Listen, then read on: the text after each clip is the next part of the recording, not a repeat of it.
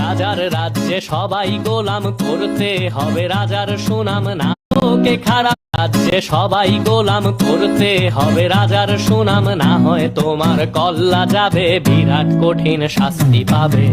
এ কেমন রাজ্য বলো, কে খারাপ কে বা ভালো?